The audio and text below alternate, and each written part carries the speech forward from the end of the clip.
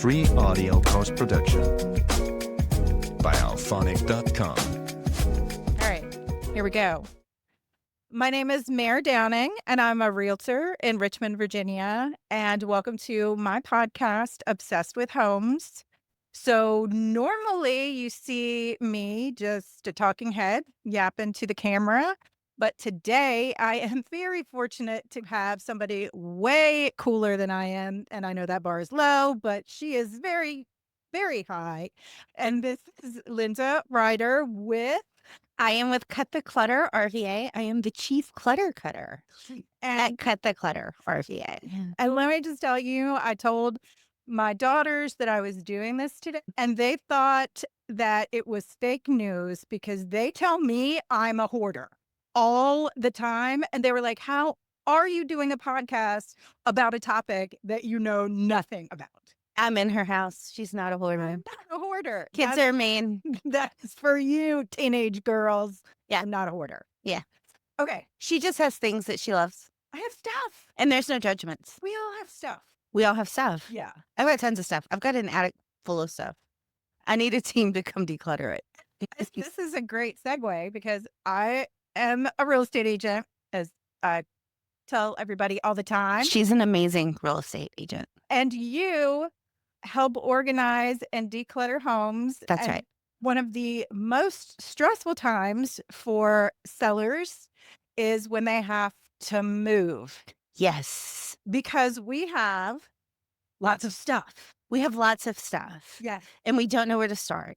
And all of the different parts and pieces are tumbling in our brain and we're feeling overwhelmed. And so we just have to pick a place. And what I love to tell people is pick a place that is completely unemotional. Pick the pantry, get all the expired foods out, right? And if they're not expired, but you bought them for a recipe and you're never going to use them, go ahead and put them aside and donate them to a local food bank. Like that can of sweetened condensed milk. Yes. Trust me, you're never going to make that ice cream. So just, it's probably expired. You can throw it out. And I may be speaking for myself. No, it's absolutely true. Whenever you're at that point when you're getting ready to move, you've got to think about what you're going to keep, what you're going to donate, what you're going to sell, what you're going to pack, how you're going to label it, where it's going to fit into the new house. Is it going to fit into the new house? There's a million questions going through your brain. Just last year, I think I had the piece de resistance of seller anxiety. It was a woman who had lived in her home for, I guess, 40 some odd years. Yeah. And it was beautifully decorated. She had amassed beautiful heirlooms and antiques, and every nook and cranny of that house had something amazing. Yeah. And she really wanted to right size. She was actually going to Avery Point. Love Avery Point. Because I know you work with them and we will get to that. But she just really wanted to start this next chapter and was looking around and she was like, I don't even know. So if you were on that listing appointment with me, Yes. What would you tell this anxious seller? How do you quell that? Number one, be kind to yourself and offer yourself a lot of grace. This is hard. She has spent, as you said, 40 years in this home, accumulating just the right things. There's a story attached to it. There's meaning attached to it. And she needs to be thoughtful about what's going to happen to it. So the sooner someone comes in and starts working alongside of her and creating a plan and showing her how all the different pieces are going to fall into place, there's magic in that. So I think maybe that's part of it because I think, you think I got teenage girls already, busted them already. But just anyone, it's taking that step, taking that progress. Yes. And like you said, let's just say they're going to move. Maybe the pantry is not something they're going to consider. That's a good everyday staying in your house, but really feeling like you need to spring clean type of thing. But what do you offer as a first productive step for that seller? So let me tell you how our process works. Will that be easier? There's a story. So each one of our projects starts with an on-site consultation. It's where we meet you, the client, at their home and walk through room by room and start to understand their story, where things are going, where they're going to be moved, and what all of the next steps are from. Once we hear them out, we then create a plan based on their needs. So, say we are going to handle the entire project. So, we do project management, move coordination as well, right? So, as we're going through, we're trying to find out, do they have a mover? Do they have a realtor? They need to have a great realtor. We need to know if they want to sell some of their things, if they want to donate. Once we start understanding all of these different moving and parts, we put everything into a created timeline for them. So there are specific dates of when things need to be accomplished. We have a team of 17 and we're looking to bring on 2 more new ladies. Let me know if you're interested. So what we'll do is we will work with the moving company. We'll coordinate all of the pickups, all of the delivery. Whenever we're packing everything for you, we label it by room and by box content, right? So if we're in the dining room and we're packing up the hutch, we know what is going in the china cabinet versus what's going into the sideboard. Very nice in case you need to find it Yes. in the interim, right? Yeah. Because sometimes when you go in, maybe we need to call out some of the things in the house so we can stage it and sell it. And so we'll go ahead and preemptively put some of those things in storage, labeled perfectly. So if you need to find them when you're in the messy middle, we love to call it the messy middle. Yeah. We add calmness to the chaos. That is nice. Because when somebody is in I need to pack up mode, you're thinking putting stuff in boxes and not on the process of unpacking, but And finding it when you need it. right. And you guys are thinking about putting stuff in boxes with the strategy of you need to find it when you need it when you unpack. Because just labeling it kitchen No, or dining no. is not going to be the thing, because what if you have things in your dining room that in the new place are not going to be there? Like they went in the dining room. What because- if you get to your new place and you want to open a bottle of wine and you put your wine bottle opener in a box that says kitchen and you can't find the darn thing? That's See, urgent. That's urgent. that is an urgent need. That is, learn that lesson the hard way, ladies and gentlemen. Knowing like these are all of the utensils that go in the kitchen, right? This drawer. Hey, I know exactly where to go. And so my process of finding what I need on move day, when emotions are even higher and stress is off the scale, I can find what I need. Now imagine you've got a 2-year-old who wants their beloved binky. Yeah. Better know where that's labeled. I will say, when we talk about the kitchen, it is the most difficult room in the house to both pack and unpack. You have to touch every single thing, and we often lose sight of how much we can fit into a cabinet Yes. or a pantry Yes. and how you use it.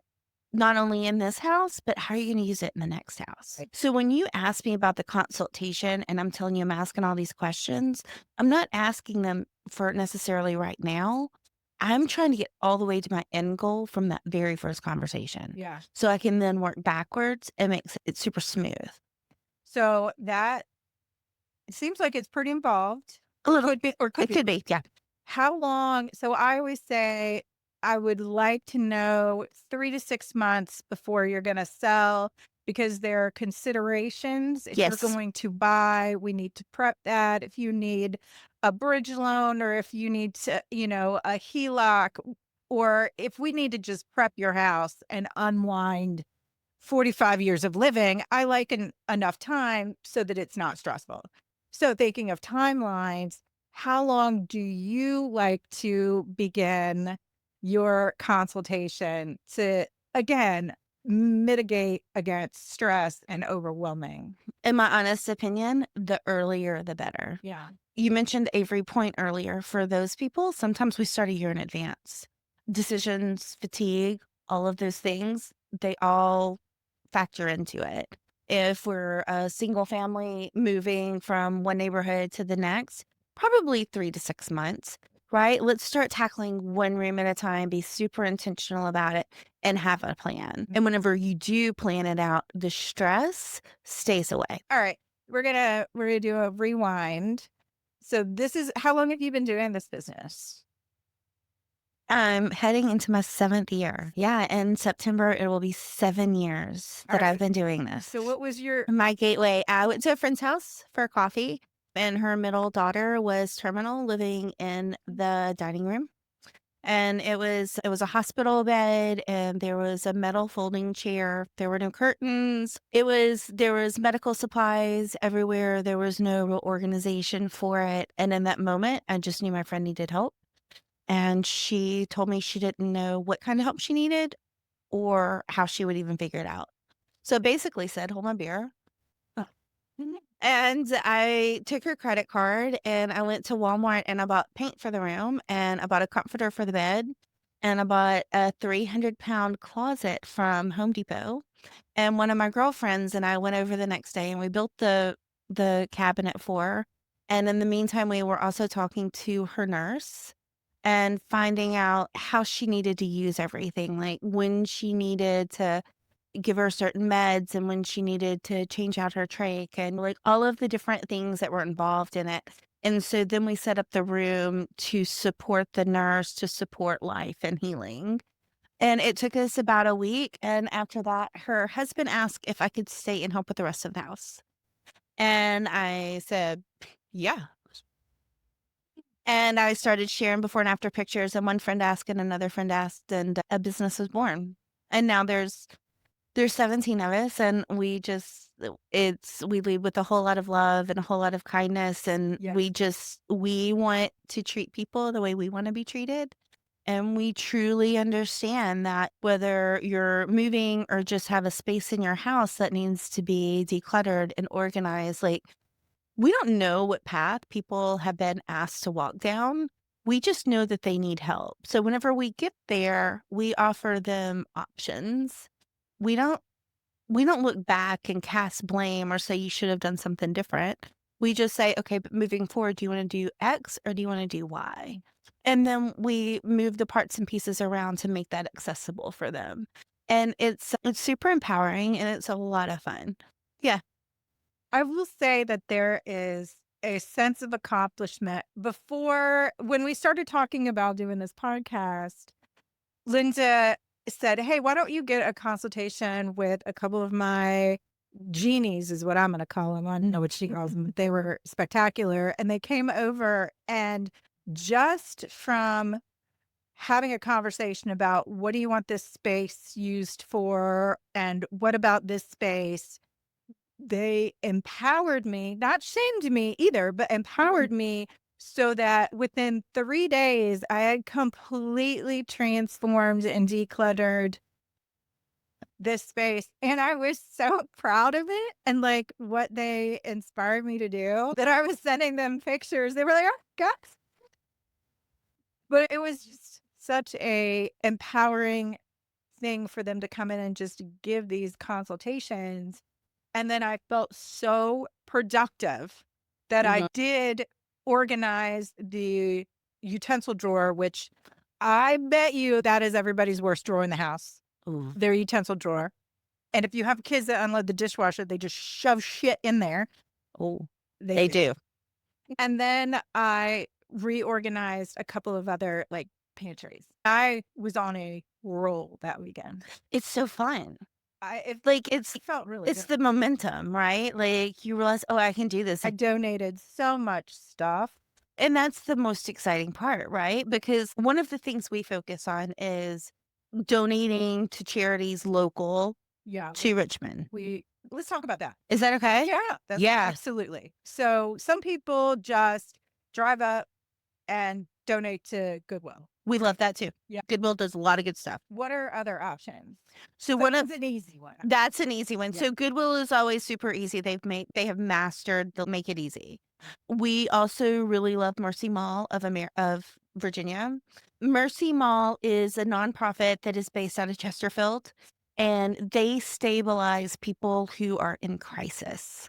So whether you're fleeing domestic abuse, whether you've lost everything in a house fire, whether you're coming out of prison, there's no judgments about it. They ask you what you need, and they will supply you one time with plates, linens, bedding, clothes, diapers, toiletries. So whatever, and they have a requirement for the level of thing that they'll take because they really do try to give their patrons nice things so they are confident to move into the next phase of healing and stabilization. Yeah. So we really love them. Another one of our favorites is Richmond Tool Bank. Richmond Tool Bank is located downtown by Michaels and Sons. What they do is they collect all of these tools, and bigger companies can come in, communities can come in and rent the tools for the day, like a drill, like wheelbarrows, shovels, rakes, If you are hammers. downsizing your shed, your garage, Yes, and you don't have a need for that Craftsman table that's right. full of tools, there's your option. There's your option. They are fantastic. They also do, in the summer, they do hammers and nails on the James. And so they'll teach you how to build a picnic table at the thing gets used for a community park. And so they just take really good care of our community and do beautification projects. So we love Richmond Tool Bank. That's awesome. Yeah. I will put this and all other Cut the Clutter favorites on the YouTube channel so that you guys can all have them because we're not gonna hoard the information. We're not going to hoard. No. We don't hoard anything. Sharing is caring, and caring begins at home. Oh, now Wow. we're developing tagline. So You're welcome. any other services that you want us to do? Any other services? So in regards to services, you mentioned a bunch of different things. You mentioned consultations. You mentioned project management. Do you want me to list them all out? Do you want to be a nerd? Okay, so the consultation is the first step Okay. for anything and everything. It always starts with a consultation. Then we will declutter, we will downsize, we will organize, we will pack, and we will unpack. And then look how quickly I made this. And then we'll project manage it all Yeah. or move coordinate it all. So we call those concierge services. Whatever you don't feel completely equipped to handle, we're happy to manage it for you. So if you were a seller, depending on what you need or your financial resources, pick and choose. Can you pick and Yes. choose? Yeah. And there are some parts that we will tell you, you don't need us for this. You just need XYZ. And that's fine. We want to be good stewards of your money. Here's a question. What I get all the time, I have depression glass from my aunt. I have Don't we? heirlooms. I have stuff from previous generations. Who does it? Like, how do I know what my grandma's china is worth? My aunt's pink depression glass. Like, what do they do with that stuff? Because I think modern stuff, we all know could go to a Goodwill or that type of thing. Mhm. But those finer things that are gone out of favor, really? Yeah. What are That what's is the a great. solution? So we will connect you with a couple of selling partners. Nice. Okay. Now, selling partners are definitely one of our trickier services to provide. And I say that because I have really high expectations. Selling markets are hard. They just are. We have a handful of sellers that we'll introduce you to based on what your needs are. If you've got a bunch of Depression era stuff, we're probably going to send you to Sarah, Angela, or maybe Anne. But if we're looking at arts and crafts, we're going to go with another one of our selling partners. Yeah. So it depends on what it is. And that's the beauty of the consultation. There's no one size fits all. The beauty, too, is that you are connected with these folks. Yeah. And somebody doesn't have to go and Google that thing or AI that thing and figure out if it's producing the right results for them. Yeah. We probably have at this point, we've been doing this for 7 years. We probably have a database of, I would say, 40 donation partners and 7 to 8 selling agents. Are there times when an in-house estate sale is warranted? Are there times Yes. that's warranted versus there are companies who come in and bring the stuff to their warehouse and sell it online? Yes. So there's a lot of different. There's a lot of different parts and pieces. Yeah. And there's a lot of goals that intermingle. I'm working with a guy right now in Williamsburg. Beautiful home, $1.2 million home, right? Full of all of these treasures. Yeah. Doesn't want to sell any of it, just wants to donate it. He's fine. But there are other people that are like, no, I paid $500 for this, so I want to get $400 and blah, blah, blah. You just have to listen and respect the needs and understand. For one person, it may not matter to get into that next house, but for the other person, it could be the difference between being able to get into that house. And so each of those situations are super real, and they need to be addressed with the same level of respect and care to accomplish those goals. I had a situation, I think this was actually my very first listing, and it was full of travel treasures. This woman had traveled everywhere, and from that brought back a bunch of furniture and knickknacks. And when it came to selling, the owners decided that some were going to an auction house to be auctioned online. Some were just going to be, it was pieces of furniture and they were just going to sell it at a yard sale type thing. But a couple wouldn't, there was no market for it. All these exquisite Asian pieces that wasn't the auction house market, wasn't the people who were buying it market. Yeah. It was not at layman's market. And they found there's a local Buddhist, I think is what it was. It was a Buddhist museum. No way. Yeah. And somebody said, hey, you might want to call them. And I'm probably getting the name wrong, so apologies. But they snapped it right up. So I love that. There are places that you can donate unique treasures to if you give it a little think. Man, I wish Gretchen were here. We got a piece of wall art from a client, and she wanted it to go to a really good home, and we called a lot of museums around about it, and we finally found the perfect home for it. And we were all just so excited. It's those little things of being able to connect. Yes, to the person who wants it the most, that respects it and appreciates it. Yeah. Coolest story. It was a stand-up recliner. Oh, like one of those ones. It's a regular, and then it'll lift you all the way up. And our client had it for her husband, and he passed. She was downsizing, and she wanted to let go of it, but she didn't want to just donate it. She wanted to go to someone specific. Yeah. So she called us, and she said, do you have any clients that could use this? We have a 6'5" drag queen client that we LOVE, and they were getting ready for back surgery, and they desperately needed it. So we called our friend and said, we have this, would you want it? And they're like, oh my gosh, yes. So they invited a bunch of their friends to meet us at the client's house. We loaded it in my van. My van's name is Betty White. And we drove her from Henrico Lake, way South Chesterfield, and unloaded her. And our friend had their surgery a week later and sent me pictures, and our other client pictures of how much it had changed his life to be able to use that. And when he got done with it, he passed it to his grandmother. Isn't that awesome? You're not just helping one client, you're helping two, and you're connecting all of these good vibes together. Yeah, and then you just get to grin about it 3 years later. I love it. Yeah, that's what we do. All right, so here's Vicky. So you've got a client, and it's a girlfriend. Let's just say it's a girlfriend of yours, and she called, and her mom has been in this house for 55 years, and she is already relocated to an assisted living facility, and she is completely overwhelmed. Where is she? I know that is, plus you have to know too, there's emotions tangled in then.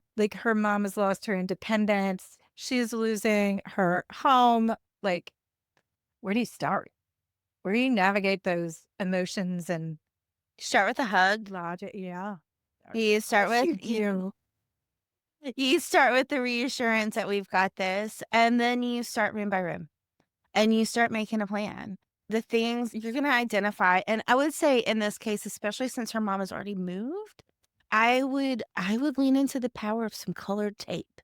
I know it sounds silly, right? But you create a key and you decide where everything's going. So blue means that it's going to storage. Green means that it's going to Joe. Red means that it's going to Ann. And purple means it's going to donations. So you've got all these different colors. And as you go through each room, you just tape it. and label all the things. You're only making a decision once. And then whenever you're going into each room after that, it's not a slap in the face. Yeah. It's not, I've got to start over. It's, oh, these decisions have been made. Once those decisions have been made, then you can start coordinating the next steps. So, you could do an entire estate sale for the things that nobody continues to want, right? So if the daughters and the sons have come in and they've made their decisions about what they want and they have removed those items, then we can set everything up for an easy estate sale, clear out, and then we could have someone come in and clean out the remaining items. So you just want to be super intentional about where things are going and how you schedule that out. What has been the most touching or memorable experience for you so far that you haven't shared? It's the connection. And it would be a lie if I said we connect with every single client. Like sometimes it's just transactions. Right. But I dare say, I've said this 100 times, we become very intimate with our clients within the first 10 minutes of working with them. We're going through their belonging. And I would say we oftentimes know them better than their best friend of 20 plus years because we just got to hear a whole bunch of stories and learn the inner workings that those friends haven't gotten to hear yet. Yeah. So those are always super powerful. There is a thank you card in my office from 2019. Her name is Betty. Like the van. Like the van. Awesome. And she was probably one of my very first downsizing clients. And we estimated her job within 3 hours of the total time it would take us to complete an entire 40-year plus house. So she could get ready for it. Move to the beach to sell seashells. Stop it. Yes, indeed. She had, I'm not even kidding you, like 10 crates of seashells she had collected over the years. And she wanted to move to the seashore to sell seashells. Yes, she did. And so we helped her accomplish that. And she wrote us this beautiful note. And it's just the connection. It's the seeing the humanity in one another. And it's realizing that you're not on this all alone. And that I get to go to bed almost every night feeling like I've made a difference in someone's life. Yeah. That's it. And I think you've also given them some tools. Yeah. So like, all right. So if you've assisted them to move to the next point, are there any tips that you could leave somebody with how to not get back to something that could be overwhelming? I'm not saying hoarding, but just some strategies on how to stay organized. So That's what I struggle with. yeah, let me say this. There is power in the reset because every single one of us is chaotic at some point in any given day and has 500 things going on. And I don't have time to hang up that shirt or wash that dish or whatever it is. Every Saturday, Sunday, I reset my closet. I am in a very unique position. So Saturday, it starts with grabbing all of the dirties and getting them downstairs to get washed. But by Sunday, it is getting everything put back in. And okay, I'm a little extra, but I'm color coordinated, color coded throughout and I have tall to seen short. her closet. It's pretty. It is pretty. So pretty. It's like It's like a gas. it's like a or Charming Charlie's. You remember that back in the day? It was like your Yeah. tails and your books and your Okay, it is. Yeah. So the power of the reset is super powerful. And I would dare say the more complicated and stressed your life is, the more important that it is. On any given week, I can be doing a podcast, not normally, but I'd be doing a podcast where I'm dressed and like I have makeup on, or I can be in a home schlepping boxes up and down stairs in and out of the attic. I could be doing home planning consultations. Sometimes I'll do all 3 things in one day. So it requires 3 different outfits. Yeah. So by Sunday night, everything has to be clean and ready for me to go. Because if I have to spend, I don't know about you other women, and maybe you men too, but I don't know if y'all worry about what you're going to look like. That's everybody, I think. Yes. Some sort of level. Of self-consciousness, right? I want to make sure that I'm feeling confident and comfortable. And if it's not clean and dirty, Yeah. it's a reset. Yeah. I love that though. There is power in a reset. And I was telling this to somebody the other day. She was having a very tough time. And I said, you know what? I have read multiple how-to books, and everybody always says, if you are depressed or struggling or emotionally not in the best shape, do one or two little things. Make your bed. Yep. Make your bed. Take a shower. Do your hair. Do these small, productive things. Wash your dishes. Make your breakfast. Wash your dishes. Yeah. Do these small, productive things. And that will help you mentally get calmer inside. Yeah. Just the little things. It's not laying on the couch. It's doing these little things for yourself. It's self-care at a whole different level. Yeah.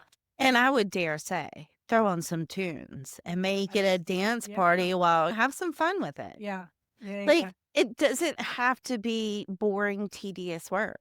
Mm. Like, you can make it fun. And that's why my closet looks the way it does. Because for me, I feel better when I walk in and I see something pretty and I'm like, oh, I want to put that in. Yeah. Rather than, oh, God, what am I going to wear? I can't Right. find it. So is there anything? This has been so fantastic. I am so inspired to. I'm looking around now. I'm like, there are things. There's always things. Her home is gorgeous. I would say Yeah. always make sure you have a place for everything. Yes. Put things away now. Don't wait till later. Like whenever you're done with the TV tray and you finish your snack, go put it away. Use your storage solutions. Make sure you're using your bins, your shelves, your drawer organizers. Keep everything fresh, clean, tidy. Track your progress. Use this before and after pictures. I was going to say photos. Mhm. Do the photos. Yes. And another fun one is one in, one out. Yes. And I used to make my kids do that. If they got stuff for Christmas or birthdays, they had to cleanse beforehand because there was stuff. Our house is not very big. It's just a normal house. 2,200 square foot house, whatever. And so this was not Santa's toy shop. And so they had to donate or throw away if they were trash, donate or throw away stuff that they were no longer going to use before anything came into the house. Yes. And I try to do that now, even with clothes. And if I try to do it with shoes. I do that as well. Don't always. I find that I buy these cute shoes. And then at the end of the day, I'm like, I'm not wearing these things. They're cute, but yeah, there's a hill on them. I'm not going to wear them. So any other tips for our audience? Be kind to yourself. Not everybody does this every single day. It's not actually always easy. It takes a lot of time and thought and energy. If you have any questions, you should definitely check out our website, RVA.com. We have a blog on there and we often post how-to tips. So you can do these things on your own if you choose to. And if you have any questions, just shoot us an email and we're happy to answer for you. No charge. And I will definitely put that stuff in the YouTube as well. And didn't you win like Richmond Magazine's? Didn't you win Reader favorites? Reader favorites for how many years? Oh, 3. 5 in the top 5. 5 years. The past 5 years we've been in the top 5. And you've been in business how long? We're going on our 7th year. So that is my kind of girl math right there. That is good girl math. That is good girl math. When it's an all-woman team, you just can't expect anything less. And I appreciate you joining, and I hope you have a great day. Check down for more information. Bye. I did a down for you. You can't.